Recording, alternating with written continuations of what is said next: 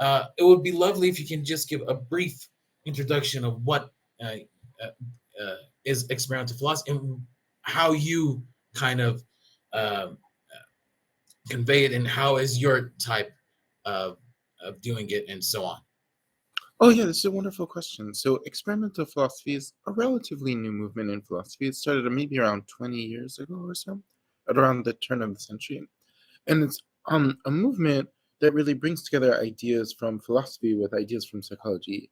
And in particular, what it does is to bring together the kind of traditional questions of philosophy with the traditional methods of psychology.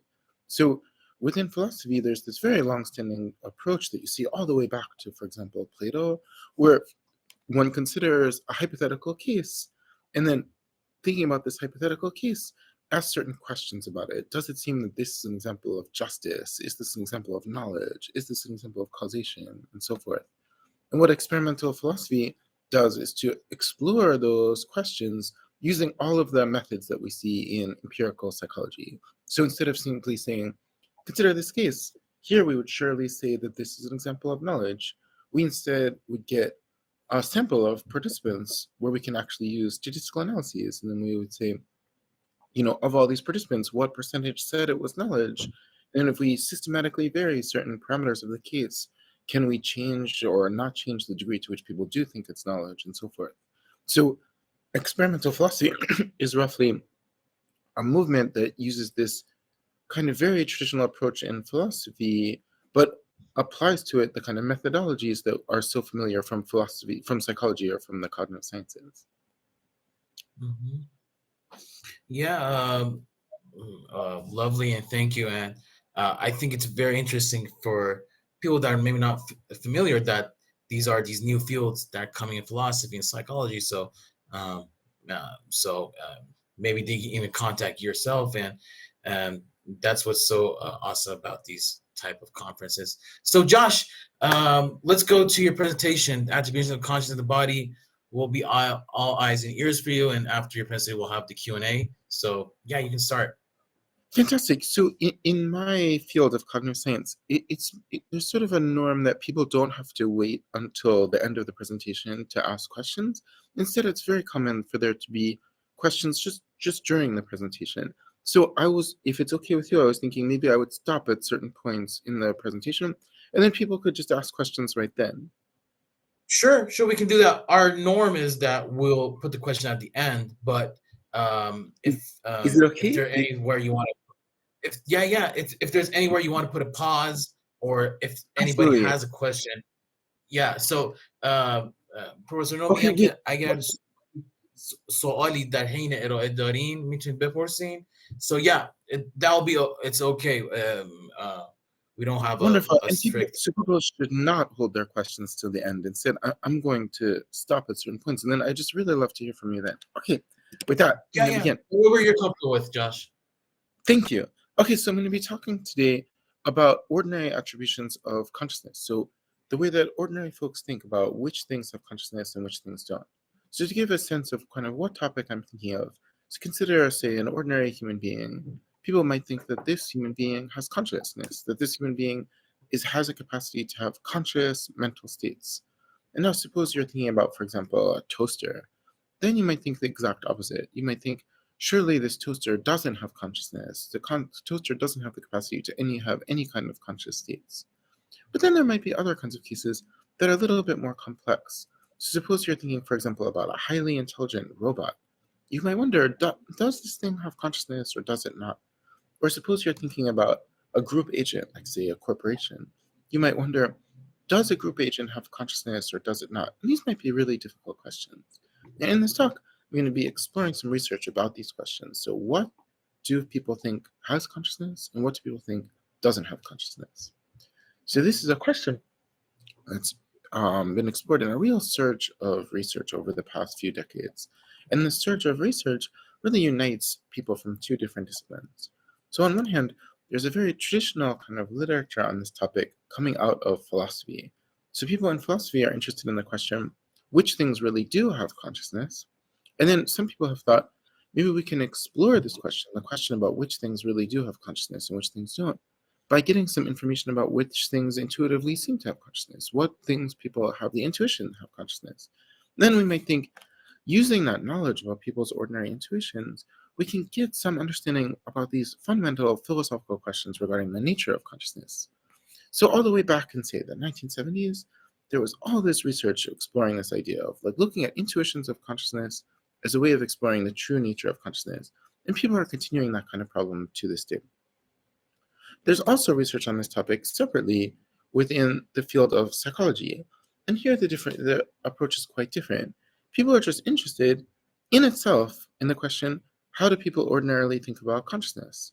So we want to understand, for example, do people think that robots can have consciousness? And we don't want to do that necessarily because we're thinking that will help us to figure out whether robots really do have consciousness. We want to do that because it will help us, for example, with certain applied questions about how people are going to interact with robots, and also with certain deeper psychological questions, questions about how the human mind works and how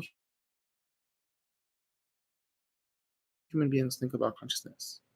So I'm not going to be forming commitment to either of these two approaches towards, say, a philosophy.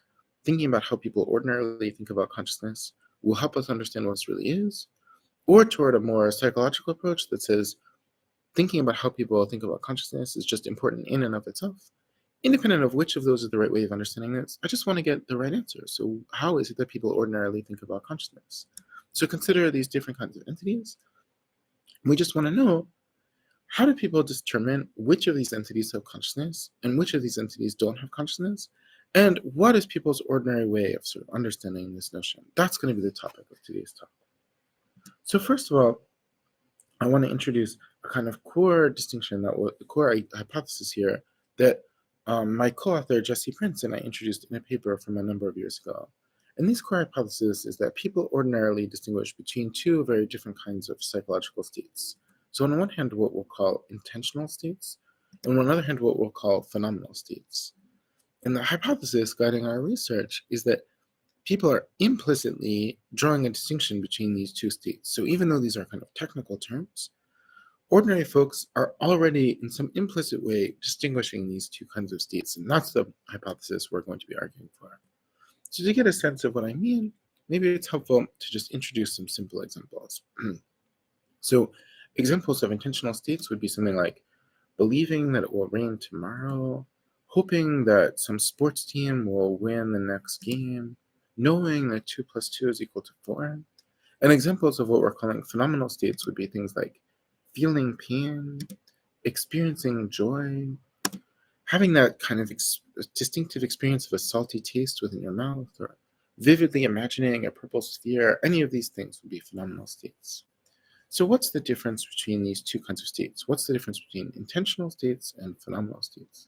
The kind of core difference is that, as philosophers often put it, there's something that it's like to be in a phenomenal state. So if you feel pain, there's something it's like at that moment to be feeling pain. If you're having that experience of a salty taste in your mouth, there's something that it's like to have this experience of a salty taste in its mouth. By contrast, if you think about the whole day that you've been in so far, throughout this whole day, you did know that 2 + 2 is equal to 4 throughout the whole day, but presumably you didn't have any kind of distinctive experience of that. There's nothing it's like to know that 2 + 2 = 4. So the hypothesis we're introducing first is the following hypothesis. It's that people are implicitly distinguishing these two kinds of mental states. So ordinary folks who haven't taken any classes in philosophy or psychology are somehow still distinguishing phenomenal states from intentional states. So now, key question arises, for each of these entities, do people see that entity as having intentional states, and do people see that entity as having phenomenal states? So if you think about, say, this highly intelligent robot, we could ask the question, do people think this robot has intentional states? Can the robot know things? Can the robot intend things? We could also ask, do people think this robot has phenomenal states? Do people think this robot can feel pain? Do people think the robot can experience joy, and so forth? So now we face a key question, how do people make these judgments? How do people determine which things have intentional states and which things have phenomenal states? And to address this question, I want to talk about two cues that people could use. So two kinds of pieces of information about things in the world that might help them determine whether that entity in the world has intentional states and things that might help you determine whether some entity in the world has phenomenal states. So one thing you could look at is functional information. So information about the functional architecture of some entity, the causal relations among states of that entity. And the key kind of evidence that we're going to have in our ordinary lives about this functional question is going to be evidence from something's behavior. So if we're trying to figure out whether something has the right kind of functional architecture, the main way we're going to figure that out is by looking at how it behaves. Does it kind of respond in sophisticated ways to certain kinds of cues in its environment? If it does, maybe it has the right kind of functional architecture. If it doesn't, maybe it doesn't. But then there's also a second cue, a cue to something's psychological states and its capacities. It doesn't have anything to do with its behavior. It's not about behavior. And this cue is rather about the actual physical state of the organism. In particular, one cue that we could look at is embodiment. So we might wonder, just physically, does this thing seem to be embodied? Does it have a biological body? So is it something biological? And then views about whether something is biological might then end up impacting people's intuitions about whether something is conscious. So if people think that something is biological, they'll be more likely to think it's conscious than if they think it's not biological. So just to give you a sense of what I mean here, let's just go through a few examples, and hopefully it will help illustrate the point that I'm making. So first, consider just an ordinary chess program that you might have, for example, on your computer. So say you're playing chess against this chess program, you might have this feeling that the chess program is responding in certain kind of sophisticated ways to the moves that you're making in chess. And so you might think, from a functional perspective, it feels like this thing has the right kinds of states. You might think, functionally, it's in the right kind of position to have mental states, like, for example, wanting to win the game or believing that it is right now in check or something like that. But from a physical perspective, it's clear that this thing is not biological. So this chess program is just running on your computer. Your computer's made of metal, silicon, and so forth. In no way is this a biological entity. So it has the right kind of functional cues, but it has the wrong kind of biological cues. Then as another example, consider a newborn baby, say a baby who's just 2 weeks old. This baby might not exhibit any complex behaviors. It doesn't respond in sophisticated ways to its environment. So from a functional perspective, you might think this thing doesn't have the kinds of cues that would be necessary to indicate that it has mental states. But by contrast, it's very clear that a newborn baby is something biological. So if you're thinking about physical cues, then this newborn baby is very clearly having the right kinds of physical cues to indicate that it does have mental states. And now, there might be other kinds of cases that are more complex, cases where we don't know what the right answer is. So consider, for example, the afterlife.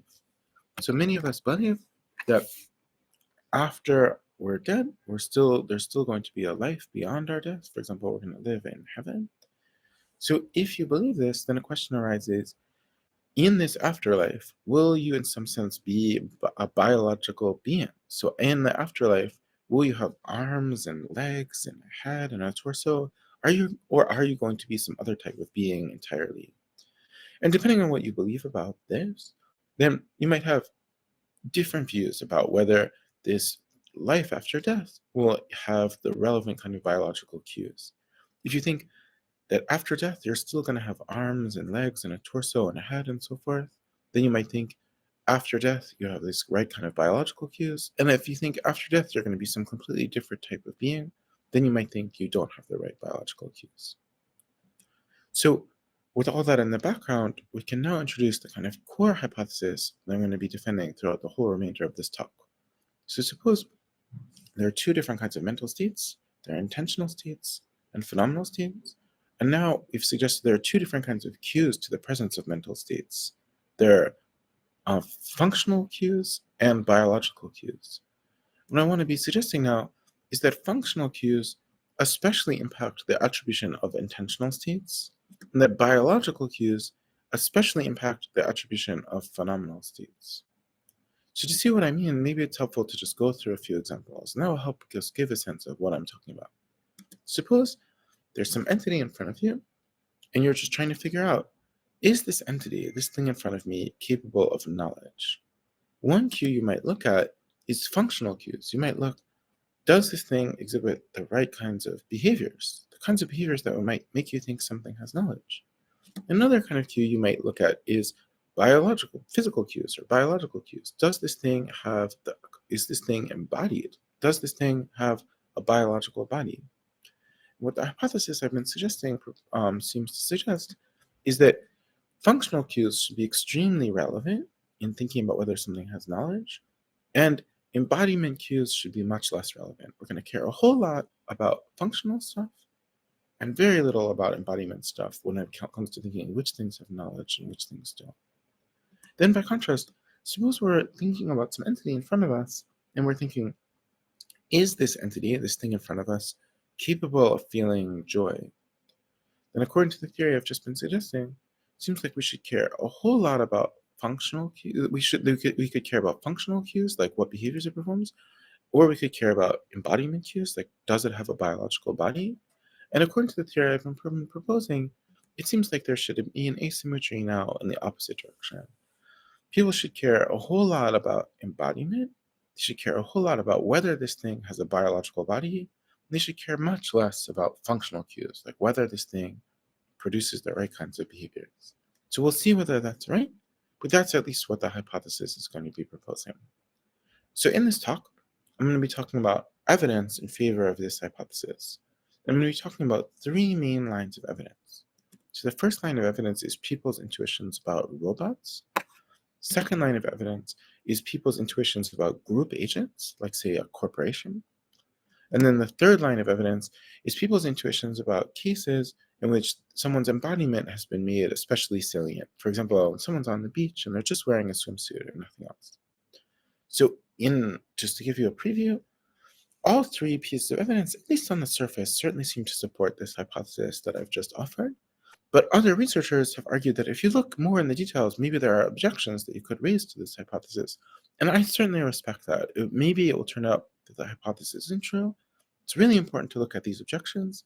And I'll be considering some of these objections at least a little bit in this talk. So let's start in now with just the first piece of evidence. And then after this piece of evidence, I'm going to see if people in this conference have any questions or any ideas. And I'd be really interested to hear ideas from anyone in this presentation. So we're going to be looking now at whether people think computers or robots can have certain kinds of conscious states. So in thinking about this, one way to do it is to think about computer programs that actually exist. Like, for example, we could ask, does ChatGPT have beliefs? Does ChatGPT have knowledge? Can ChatGPT intend things and so forth? Then another way to do this is to look at in a more kind of science fictional way at super intelligent robots that are capable of far more than any kind of robot that actually exists in the real world could ever do. And most studies in this area have actually used that second method. And the reason is that if you think just from a behavioral standpoint, you might think the kind of computer programs that actually exist in the world today just don't have the right kind of abilities for us to ascribe to them states like belief and intention. But maybe if we describe something far more powerful than that sort of much more powerful, much more successful form of robot or computer, maybe people would think it does have the right sorts of behaviors. So there have been many different studies on this topic, and we're talking today about one that was from Bryce Hubner and colleagues.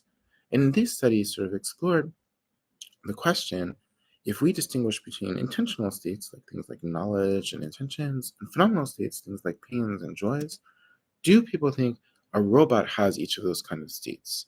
Do people think robots have intentional states? Do people think robots have phenomenal states?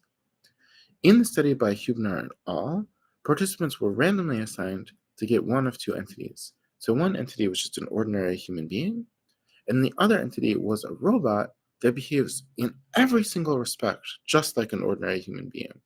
So participants were assigned either to hear about like Alicia or Robo Alicia, but participants are told that Robo Alicia behaves exactly like Alicia in every possible respect. So this is a robot that's not like an actual robot human beings could create in 2024, but a robot that behaves absolutely like a human being in every possible respect. And then participants were asked whether this robot has intentional states and whether the robot has phenomenal states. So there are a number of different studies looking at different intentional states and different phenomenal states. And the one that I'm about to show you, it looked at whether the robot has knowledge. So does the robot know certain facts about mathematics? And whether the robot can feel pain. So if you hit the robot will react just like a human being would if it feels pain. Does the robot itself feel pain? So we can now look at the results for the human and the results for the robot. For the human, we find something pretty unsurprising. So basically, people think the human being clearly has intentional states, and also the human being clearly has phenomenal states, just as you'd expect. But for the robot, we see a difference. People do say that the robot has intentional states, but they tend not to say that the robot has phenomenal states, or at least they're less inclined to say the robot has phenomenal states than that has intentional states. In other words, even though the robot performs the exact same behaviors that you would perform, people think the robot doesn't feel anything. So coming back to this kind of larger picture that we've been developing in this talk, the key suggestion is this. This robot is an entity that from a functional perspective looks exactly like a human, performs all the same behaviors that a human does. From a biological or physical perspective, it doesn't have the right kind of embodiment. It doesn't have a biological body. The theory predicts that the robot should therefore be seen as having intentional states, but not having phenomenal states. And indeed, that seems to be what happens. People say that the robot does have intentional states and does not have phenomenal states. Okay, that concludes the first little segment of my talk. I would love to hear any ideas that people might have about it. We have one question. One person has raised his hand. Yeah, doctor. Yeah, we have. Okay. خانم بهمن پور بفرمایید. خانم دکتر بفرمایید. میکروفونتون رو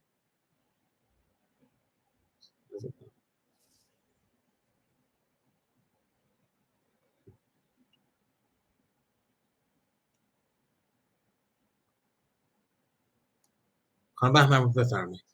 میکروفونتون رو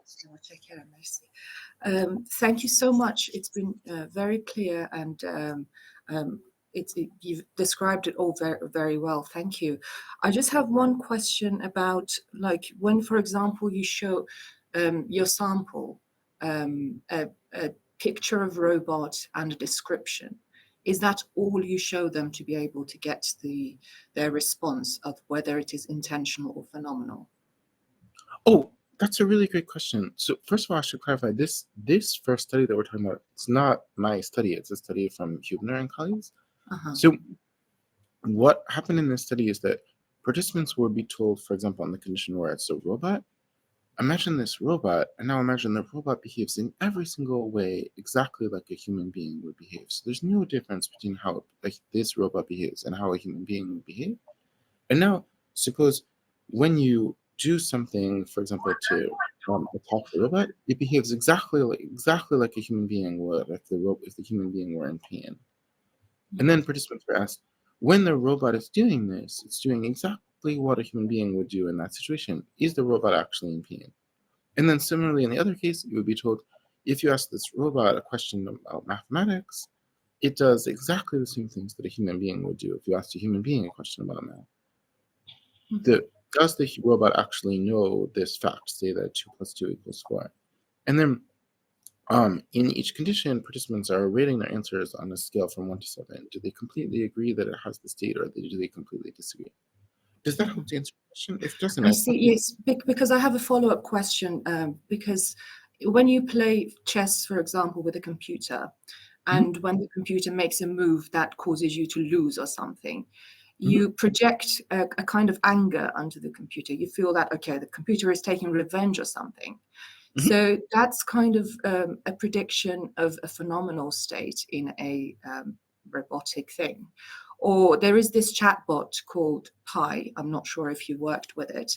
And it's designed to have empathetic conversations with humans.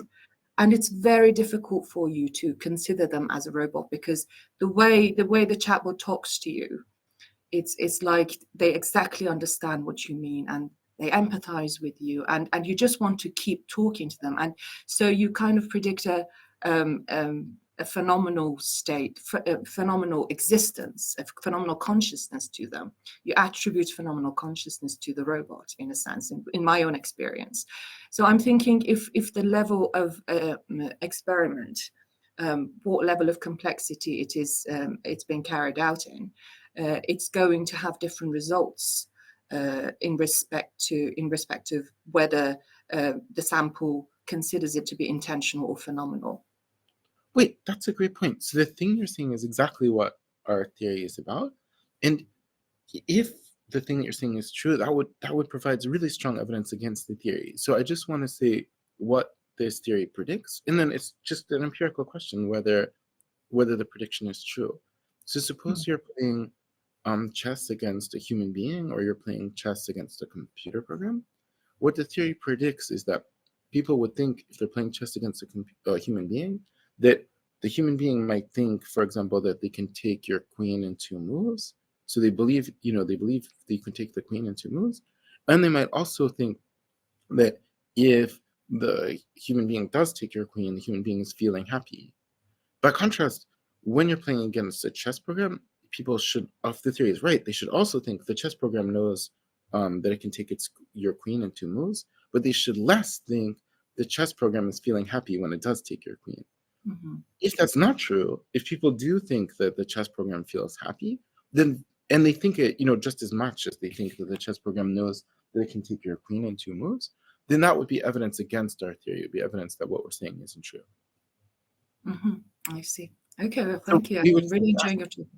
Thank you so much.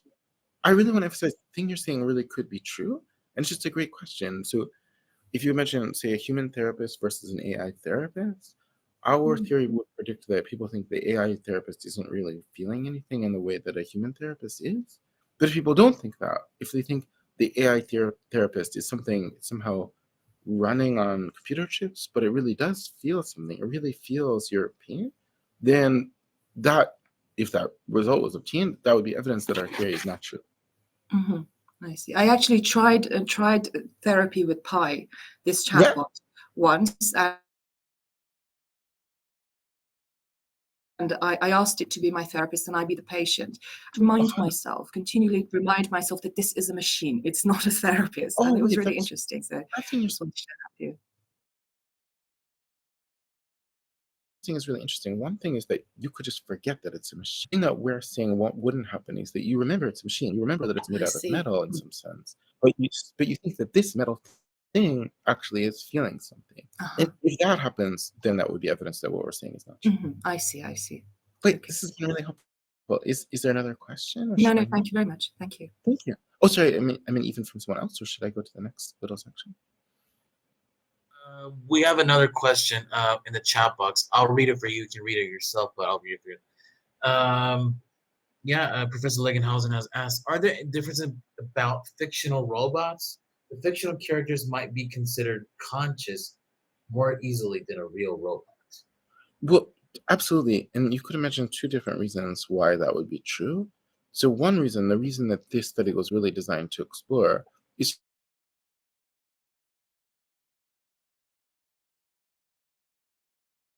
just that these fictional robots are real robots that right now in the 2020s, they can't do anything like the kind of things that this robot we're imagining can do.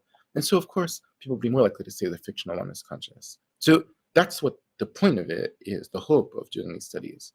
But another thing you could imagine is that when people are considering fictional robots, they're, as it were, just suspending disbelief and not using the actual cognitive process that they would use if that robot really existed within the real world. And if that's true, and they attribute consciousness to fictional robots for that reason, then of course that would be getting in the way of the purpose of our studies, or of this study. Okay, should I go to the next little segment? Yeah.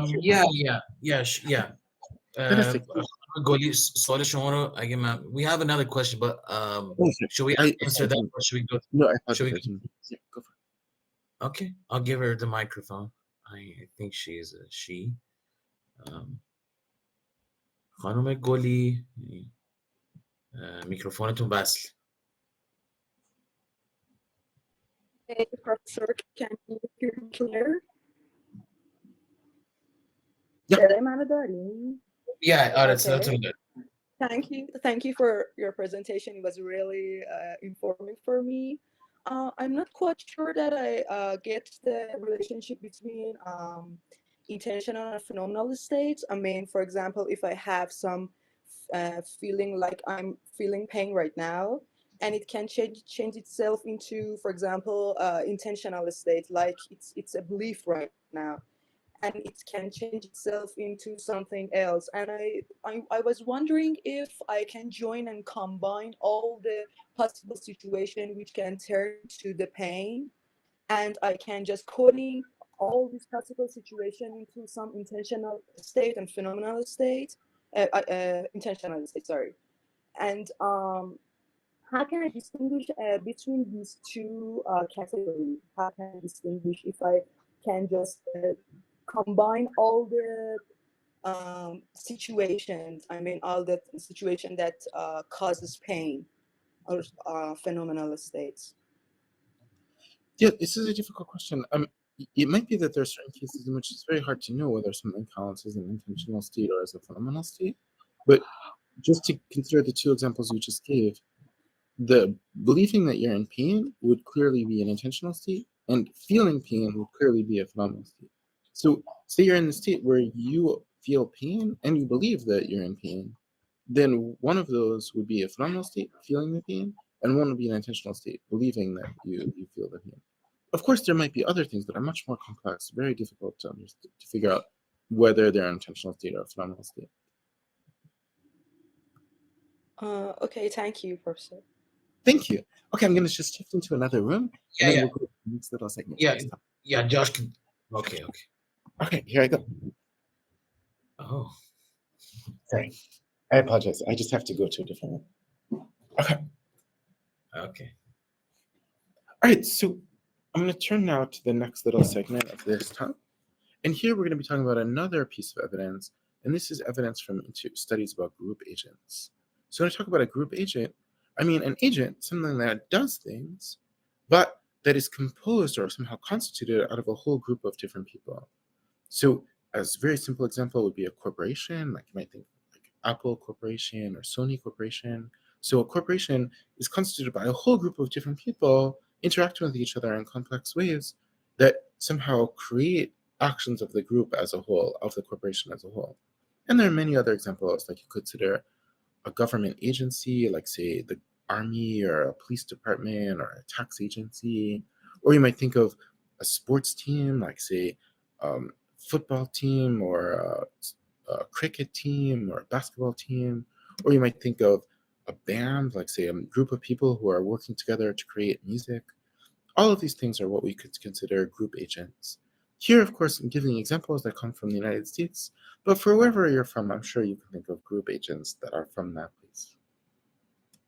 So the question now arises about whether people attribute mental states to group agents. So if we consider these things that aren't one individual person, but are agents that are composed of many, many people, sort of are a group agent in themselves, do people think that those group agents can have mental states?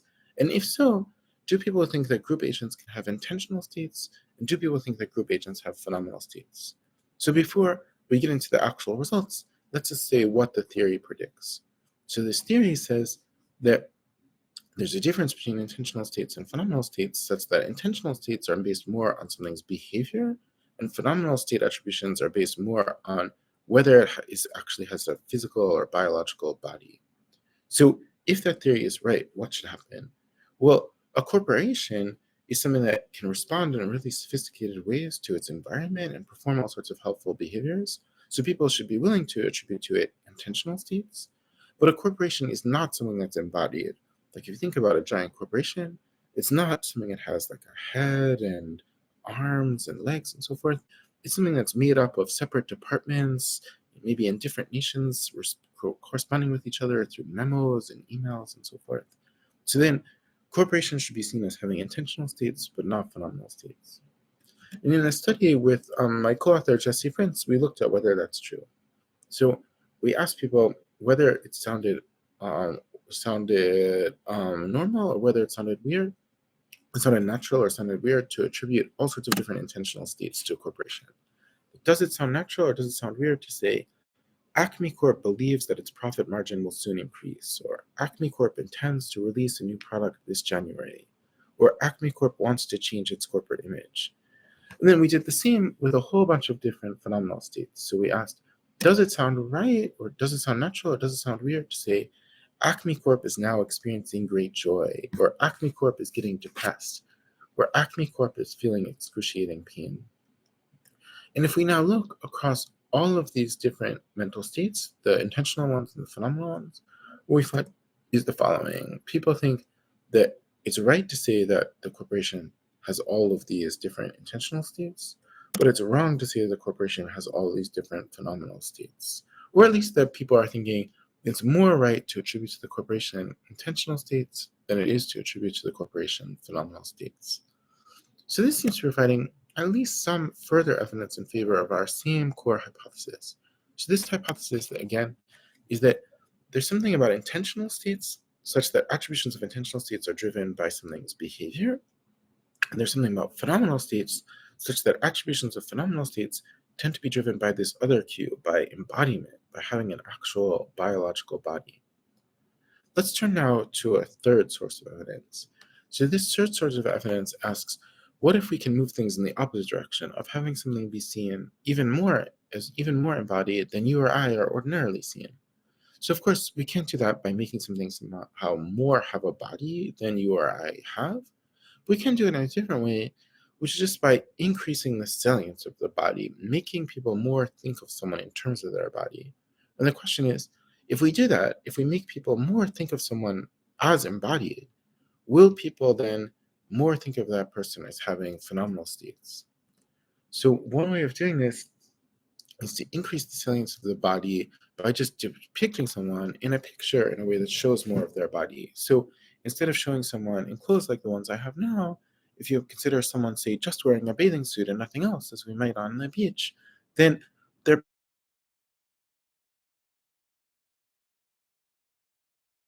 bodies should be sort of made more salient. We should be more thinking of them as theory predicts about cases like that. What it predicts is that when something is seen more as embodied, people should think more of that thing as having phenomenal states. So it should be seen even more than you and I are seeing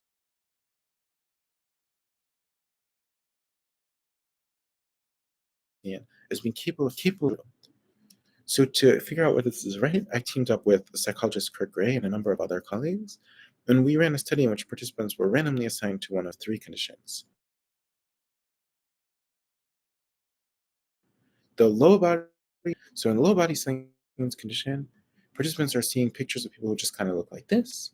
In the high salience condition, they're seeing pictures of people with less clothing on. In the sexualized condition, they're seeing people with less clothing on and portrayed in a sexualized way. So we can now look for for each of those conditions at attributions of intentional states. So to what degree do people think this thing is capable of reasoning? To what degree do you think it's capable of self-control, kind of acting morally, and so forth?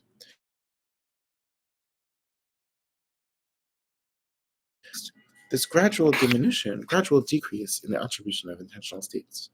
In itself, that might not seem so surprising. This is just this familiar idea of what's sometimes called objectification, that people who are seen more in terms of their bodies are seen less as capable of these kinds of mental states. But now suppose we look at attribution of phenomenal states. What we find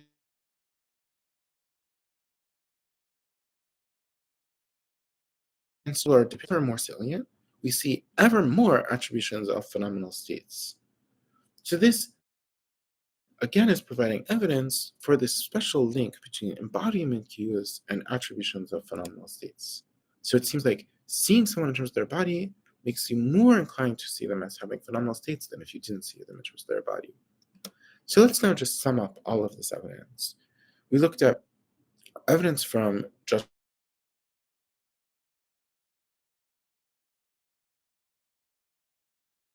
about computers and judgments about cases in which the body has been made especially salient. And in all three cases, we're seeing at least some support for the theory I've been describing here, at least some support for the idea that there's a special tie between attributions of phenomenal states and cues about embodiment. As I mentioned earlier, this is something that could be very much contested through other kinds of arguments, and I'll be looking in a second at some of these kinds of objections. It's certainly not a slam dunk, but just on the surface, we certainly seem to be seeing some evidence in favor of this. I should mention before going onward that the theory we've been discussing here obviously makes many further predictions about other cases other than the ones that I've just been talking about. And maybe just one thing that might be helpful to think about in terms of other kinds of predictions that it makes is just thinking about cases in which different people might disagree about whether something is embodied. So consider the case that I talked about earlier, where you're thinking about the afterlife, what we're going to be like when we're in heaven. So some people might think that when you're in heaven, you still have arms and legs and a torso and so forth. Other people might think when you're in heaven, you're a completely different kind of being. That is,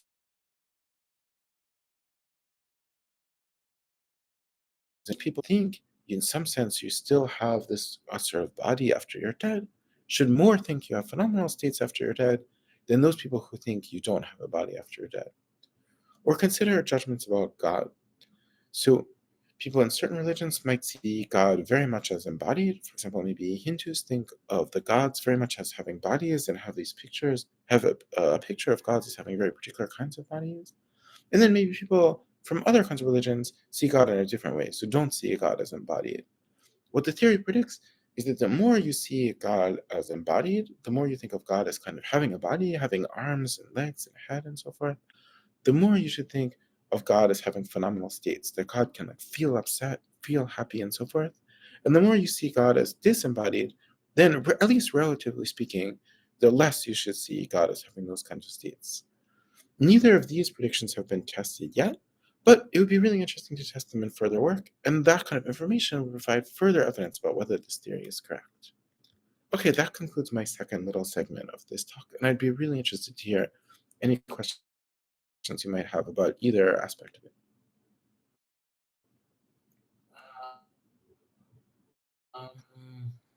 We have Professor Legenhausen has asked actually 2 questions. Yeah, some consider, I'll tell you them aloud. Some consider beehives to be group agents. The hive in the sense of the group of bees. They are said to sense danger, not individually, but as a group. I think that was more of a comment. I don't know if that was a question. And those who can consider plants to be conscious seem to be inferring intentional states to plants and phenomenal states. The plants are said to know they are threatened, also that they phenomenally feel the danger. Oh, fantastic. Yeah. So these are really interesting questions. Let's focus first on the question about plants. So if you think about plants don't exhibit the kind of behavioral cues that would lead us to normally to attribute consciousness to something. So if you consider the difference between plants and animals, like the difference between a cat and a cactus, one difference is that the cat is performing behaviors that indicate a kind of certain kinds of responsiveness to the environment that might make us think the cat wants things and believes things and so forth. By contrast, the plant doesn't exhibit those kinds of behaviors. But you might think the plant exhibits another kind of cue, and that other kind of cue is embodiment, that a plant is biological. So you might think there would be at least some reason now for people to start thinking of plants as having phenomenal states, but not intentional states. And then there's now some evidence from studies of children that very young children think of plants as having phenomenal states, but not intentional states. So if you describe to children a plant and you say, the owner of this plant would always take care of the plant, but one day the owner went to know how the plant responded to the vacation. And if you ask, does the plant know that the owner is going to come back in 2 weeks or something, then people think, of course the plant doesn't know that. But then if you ask young children, now that the owner is away, does the plant feel sad? Some young children will say yes. They'll say, yes, the plant feels sad. And this might be taken to be an attribution of phenomenal states to plants. And then you might think, as adults, we think maybe that plants don't have phenomenal states, but that's not because of some basic facts about the way the human mind works that we think of plants as not having phenomenal states, but because we learned that. We just learned over time that plants don't have those kinds of states. For example, that we learned it from other people in our culture. This is a really great question, though. I really appreciate the question about people thinking about the minds of plants. Are there other questions maybe from other people? No, okay. He added after your response that in Islamic mysticism, God is very abstract, but is said to have only phenomenal knowledge, no propositional knowledge, but only knowledge by presence. This, I think, your response to the embodiment of God. So, yeah. Yeah, that's a fantastic question. So I'm completely out of my depth when it comes to Islamic mysticism, so I really couldn't comment on that. But there's been a lot of really interesting research in the cognitive science of religion about how people think about religious questions. And a lot of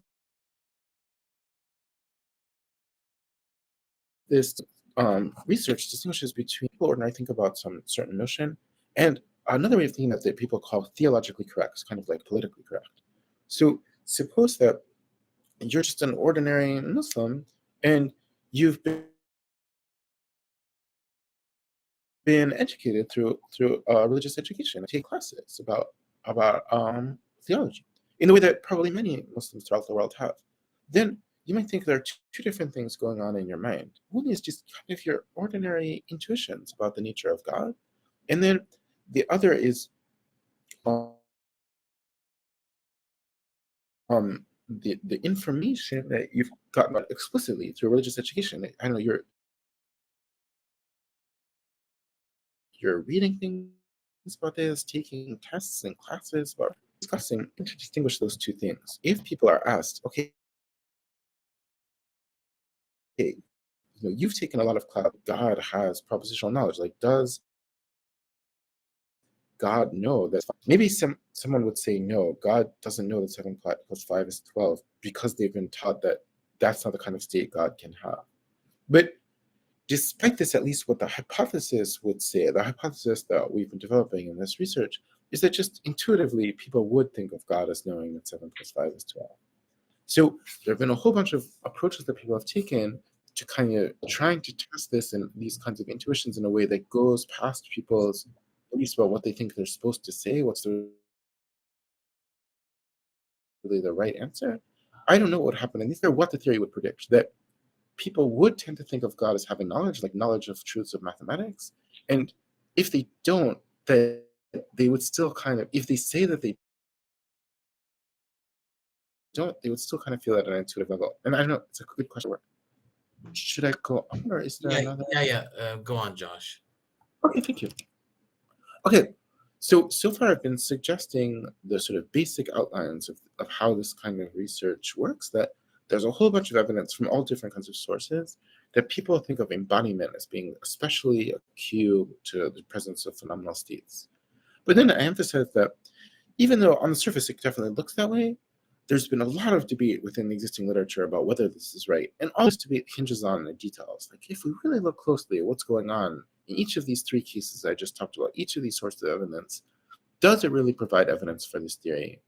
And here I'm going to be talking about one of those kinds of sources of evidence from the details. And this is the details on judgments about group agents, like say corporations. So as we've seen so far, if you just look on the surface at what people say about corporations, people say that corporations have intentional states. People say corporations know things, believe things, intend things. But they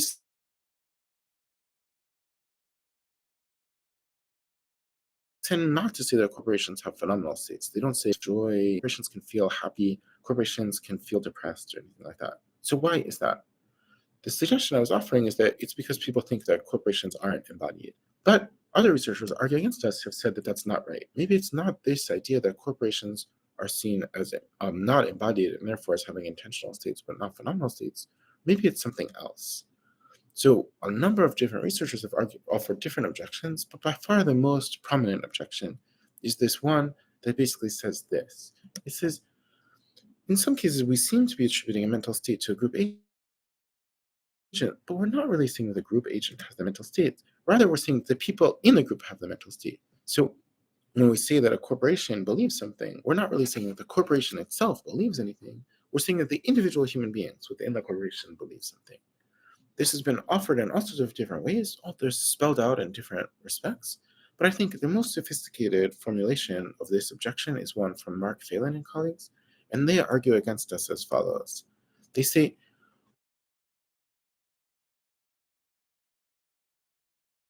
corporation itself, this other thing, the group believes something. What you're saying is that the people in the group believe something, and they believe it in their roles as members of the group. So, for example, you might think the people in the group believe that profit margins are going to increase, but they don't just believe it and they're members of the group, they believe it in their role as members of the group. And then this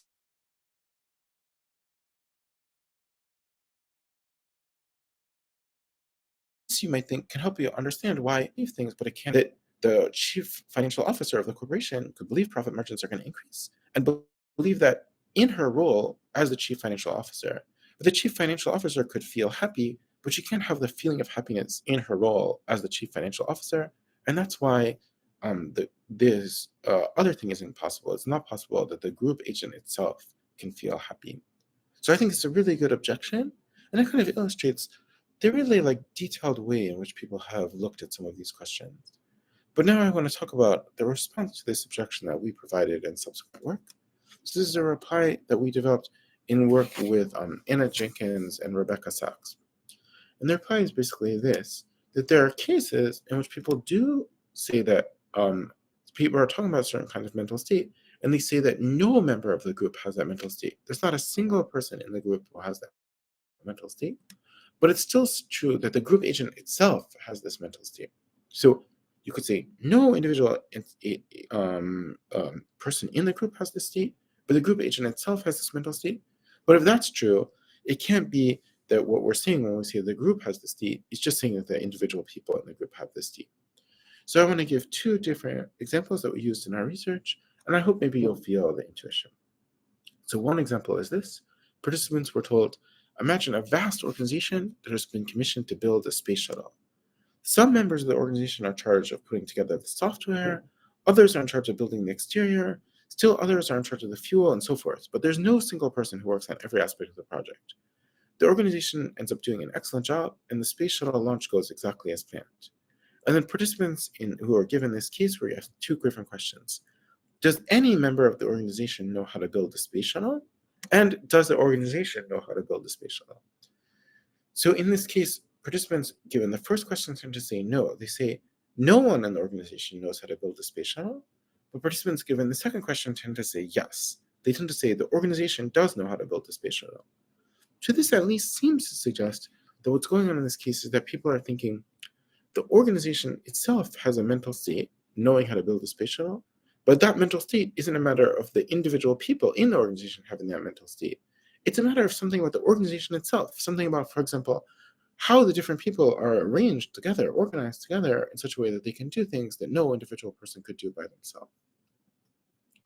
For a second example, consider the following case. Imagine the community association has been put in charge of music for the upcoming event. The decision is made by a vote of the community association membership. Some of the members always listen to hardcore punk music and would never play classical music. And other members always play classical music and would never go near hardcore punk.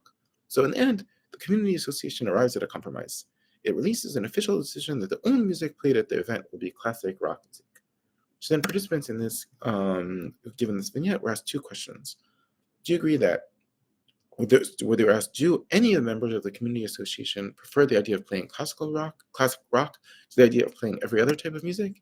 And does the community association prefer the idea of playing classic rock to the idea of playing every other type of music? Participants who got the first question tend to say no. No members of the community association prefer classic rock. And participants who got the second question tend to say yes, the community association does prefer it. So here people are thinking, there's some sense in which the community association as a whole, the organization, has a preference, but no members of the community association have that preference. The preference is somehow emerging out of facts about the different members and how they're interacting with each other in certain ways. So this again seems to provide some evidence that people are attributing mental states to the group that are not attributing to any particular member of the group. So this maybe provides at least some backup to this larger vision that we're having, that there are attributions to the group agent. Those attributions involve attributions of intentional states, but not attributions of phenomenal states. And that could be explained by the fact that the group agent has the right kind of functional architecture, but doesn't have the right kind of embodiment. So far, I've been talking about evidence that this theory is true, but now maybe it'd be helpful to talk about implications of the theory if it does turn out to be true. And we can again distinguish two kinds of implications. We can think about philosophical implications and psychological implications. So philosophically, you might think, potentially, this theory would have implications for questions about which things really do have consciousness. Maybe if we study our intuitions about consciousness, we can learn facts about the nature of consciousness. And psychologically, you might think this research might have implications not for questions about which things really are conscious, but just for purely psychological questions, questions about how human beings think, like how do human beings think about consciousness? So in reality, there's been quite an asymmetry between these two things. There's been an enormous amount of interest in this kind of research that we've been doing within psychology and all sorts of work on the psychological implications. But there's so far been relatively little work on this topic in philosophy, and so relatively little work on the philosophical implications. I think these are kind of under-theorized. So I'm going to talk first about psychological implications, and then I'll see if people have any questions. And then we can talk about whether this work has implications for these more purely philosophical questions about consciousness. So when we think about the psychological implications, the implication that has been most explored within existing work is implications that have to do with how people think about morality. So people have thought, maybe if we know how people think about which entities have consciousness, that will give us evidence about how people think about which entities have a certain kind of moral status. This is a really difficult question, but people working on that kind of question have thought maybe it's helpful to introduce a certain kind of distinction. And this distinction is between what we might call moral agency and moral patiency. So what is moral agency? To have moral agency is to have this special kind of property that you are capable of doing things that are morally right or morally wrong. For example, that you're capable of doing things that deserve moral praise or moral blame. You can do things that are right, you deserve praise for what you did, or things that are wrong, and then you're going to deserve blame for what you did. And then moral patiency is the opposite. It's that you have this special status such that it could be morally right to do certain things to you and morally wrong to do other things to you. It can be morally right to help you. People might be obligated to help you, and morally wrong to harm you. People might be obligated not to harm you.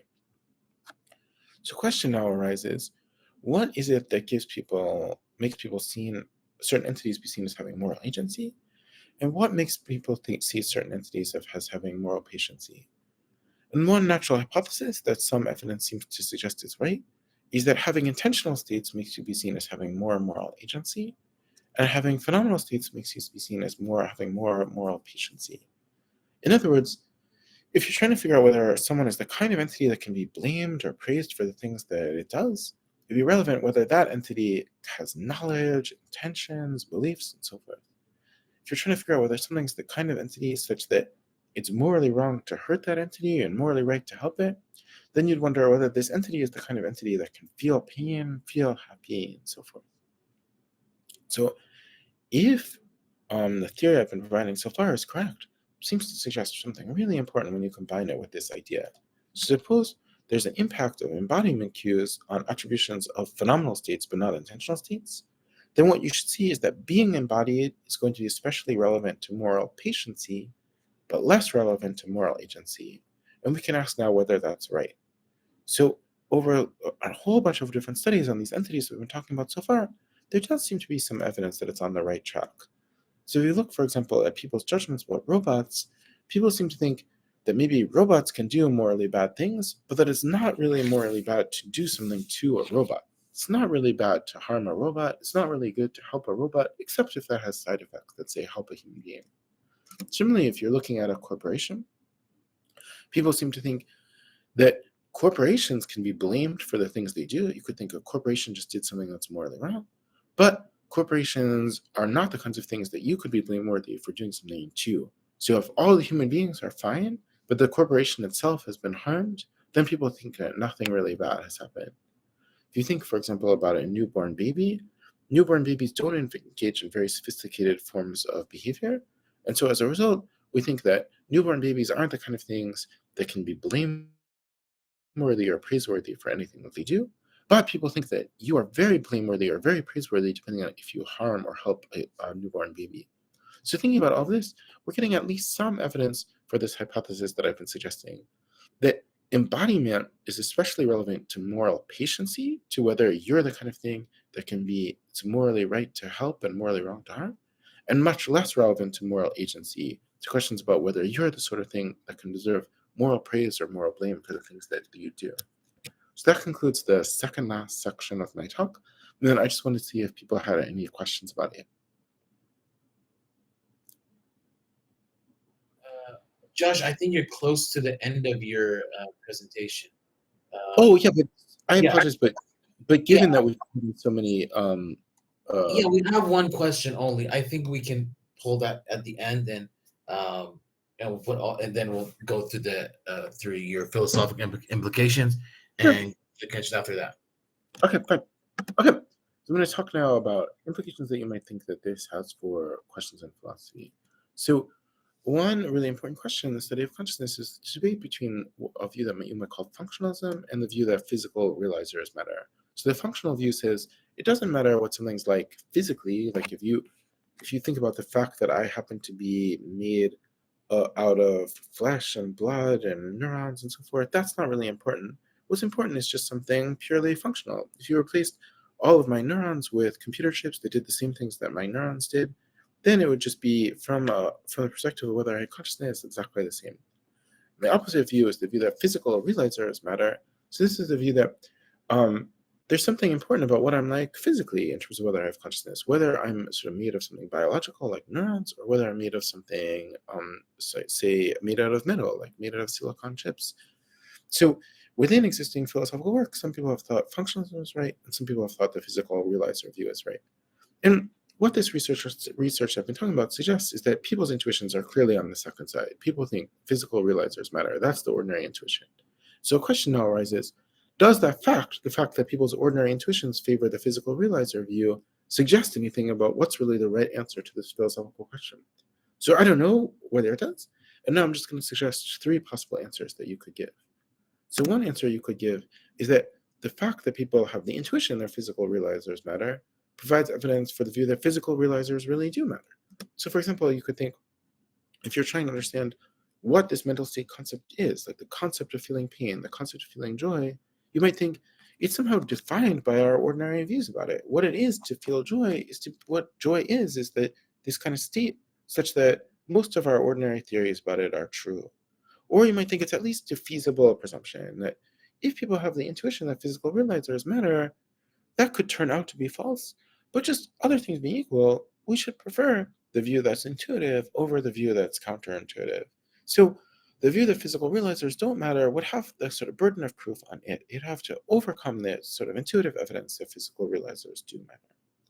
A second view you might have is exactly the opposite. You might think these studies provide evidence against the view that physical realizers matter in favor of the kind of functional view. So that view would say, let's distinguish between 2 different kinds of intuitions. On one hand, there are intuitions that are informed by all sorts of knowledge of philosophy and science. Like you could take all sorts of philosophy classes and learn about cellular and molecular and neuroscience, and then you have some intuition about which things are conscious. And then you might have just an ordinary kind of folk intuition. You just kind of think certain things are conscious and other things aren't. So this last view would say, as philosophers or as scientists, we might think physical realizers matter, and we might think that we believe that because of all of our knowledge about complex philosophical and scientific ideas. But what these studies suggest is that that's not really why we think about that. We just think that because it's just kind of intuitive in this kind of folk way, intuitive in a way that doesn't involve any knowledge of how the brain actually works or of these complex philosophical ideas. It's not really those complex philosophical ideas or the complex knowledge of neuroscience that's driving our intuitions that feels physical realizers matter. It's something else, something that's tied up with morality or tied up with our distinction we make between biological and non-biological beings. Finally, a third view you might have is that facts about people's ordinary intuitions are just totally irrelevant to this question. It just doesn't even matter what ordinary folks think. So you might think, what's really relevant here is the complex philosophical and scientific arguments, not evidence about people's ordinary intuitions. But now a question arises about whether this view is kind of too extreme. So you might think, surely if you're just thinking about what it is to feel joy, in some way it matters what the ordinary intuition is about the difference between feeling joy and feeling happy and feeling pleasure. Somehow, our ordinary concept of joy is going to play some important role here.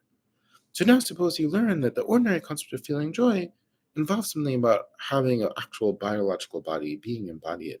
Then a question arises: why should that not matter if ordinary intuitions matter in this other case? Maybe there is an answer to that. Maybe people could give an argument that it doesn't matter, but at least it's the kind of thing that would require some argument. Some argument would have to be given for this view. Okay, with that, I just want to really briefly wrap up by summarizing the main conclusion I've been arguing for throughout this talk. It's that ordinary folks are implicitly distinguishing two kinds of states, what we might call intentional states and phenomenal states.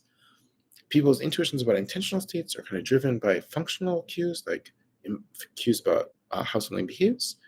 And importantly, attributions of phenomenal states are not driven by those cues. Instead, they're being driven by something else, driven by intuitions about embodiment, about whether something has a biological body. Okay, with that, a huge thank you for this invitation and for this whole conference. And I really look forward to hearing any further ideas or suggestions you might have. Thank you, Josh, Professor Knobe. A really enthusiastic and informative presentation. And thank you. It was so, I think anybody who listened grasped a lot from this presentation. We have, if anybody wants to raise their hands, I'll go through the questions in the chat box. We have two for now. She's asked Jamila that the type of your studies in terms of using experimental methods to reach qualitative issues and the complexities of human existence structure is worth considering. Do you think in investigating the conscience-body relationship alone with experimental methods will be successful? No, it will not be successful to do that alone, to use only this method and use no other methods. So in this talk that I've been giving, I've been using a particular type of method, experimental methods. And then, for example, in the talk that you just heard before this talk from Peter van Inwagen, you saw a very different method, these kind of more traditional philosophical methods. So Jamila, and her question is asking, do I think that using the kind of method that I used in this talk alone, without that other method, would be successful in answering these questions, for example, about the nature of consciousness? And the answer is no, it would not be successful to use only this method and not use other more traditional methods. Rather, what I think is that using these very traditional methods that have been employed in philosophy for thousands of years, and also using these new methods, will be more helpful than using only those, so that these new methods can be a useful supplement, can be helpful in advancing research on this topic, even though it definitely wouldn't be helpful to completely replace all other methods with these and never use any other methods at all. Okay. Next question is again from Professor Legenhausen.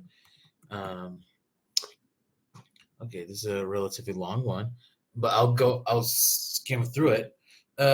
What about panpsychists? They think that everything is conscious regardless of their bodies. But it seems that the panpsychists don't want to attribute intentional states to atoms, but they do want to attribute some sort of phenomenal consciousness to particles. Why would this happen? Why would this happen if your hypothesis is correct? But I don't know whether it makes sense to ask what ordinary panpsychists think. Right, that's a great question. So the theory that we've been developing, what it predicts is that ordinary folks just intuitively should think that, for example, electrons do not have conscious states. So if the ordinary intuition, if you just like asked ordinary folks, what do you think? Like, consider just an electron, does it have conscious states? If they think it does, then obviously that would be extremely strong evidence against our hypothesis, and basically that would just show that our hypothesis is not true. But I think that panpsychists in philosophy, people who think that this hypothesis is true, who think that panpsychism is true, they think also that panpsychism isn't intuitive. That people who think electrons have phenomenal states, they don't think that it's intuitive that electrons have phenomenal states. They think it's counterintuitive that electrons have phenomenal states, but it's still just the case that electrons do have phenomenal states. So panpsychism is usually presented as a counterintuitive theory, a theory that says that our ordinary way of thinking about consciousness is wrong. And the theory that I've been developing here is a theory about what our ordinary way of thinking about consciousness is. And it's hopefully would correctly predict what people find intuitive. And if what people find intuitive is incorrect, then we should still be developing a theory that correctly understands what people do find intuitive. Okay.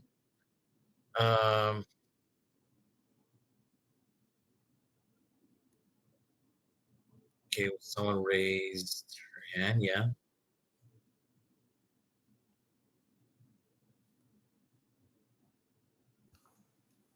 Thank you so much. That was a really interesting topic, and you presented it really well. And I'm just wondering, because I think philosophers usually start from their intuitions and then reason. So I think it's very important. Your research kind of connects philosophy to psychology, because it looks for the underlying intuitions that guide philosophical reasoning in a sense. So, for example, a panpsychist, why would they imagine everything to have consciousness? Why would it be their intuition for attributing consciousness to everything? And I think that's psychologically important to understand the reasons behind that before accepting a philosophical hypothesis. Yeah, that's really helpful thought. That obviously what we do in philosophy is not just have intuitions. We have intuitions, and then we read it. And then, despite that fact that it's not that philosophy is just a matter of having intuitions about things, it's still really helpful to explore psychologically the process that's going on in the minds of philosophers when they're having these intuitions, and the process that's going on in their minds when they're reasoning from those intuitions. And then this can't replace the existing methods of philosophy, but it could be a helpful further thing that's giving us some additional insight that really helps us make advances on these problems. Thank you so much for your opinion. Absolutely. Thank you. Thank you very much. That was really interesting. Okay. Do we have any more questions?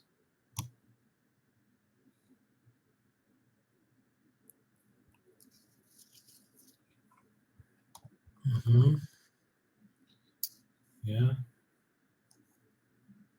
Regardless, thank you so much. It's wonderful that you're creating this conference, and I'm really glad that you're working on these issues. Yeah. And we in the international community really look forward to seeing what you end up coming up with.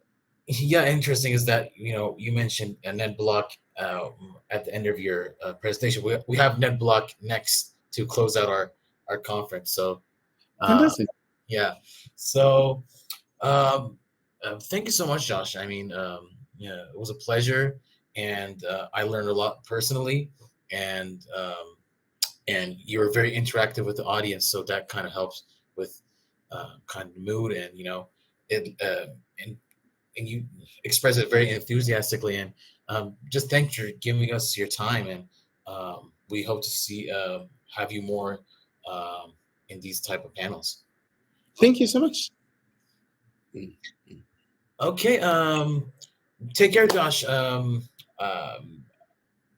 I think it's early morning, so I hope you have a good day. Thank you. Thanks so much. Take care. Bye bye.